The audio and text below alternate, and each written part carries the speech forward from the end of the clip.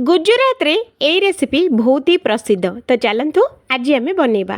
प्रथम कढ़ई बसैकी ताधीर अल्प टिके नागु तेल जीरा सोरिष फुटेबा, पियाज भृसुंग पत्र कंचा लंका देकी आको भल भाव भाजी नबा।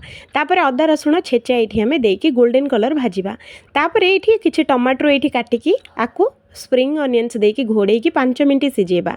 5 मिनट पर ये आमर अल्प टिके नागु टमाटो प्यूरी आ घरर अल्प अल्प करके सुखा मसला देकी आको आउ थे बढ़िया से गोलेकी 5 ରୁ 6 मिनट कषि नबा। तापर ये दही अल्प टिके नागु देकी याकू बड़े भल भाव याकू बढ़िया से कषि नबा।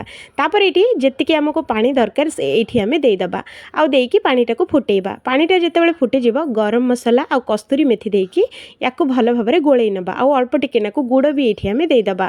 तापर ये आम मिक्सर देदेबा सेव मिक्सचर आ धनिया पत्र देकी गैसटा को बंद करदेबा। तो देखंतु गुजरात फेमस पूरा सेव टमाटर रेडी। सब्सक्राइब निहाती करंतु। Thank you.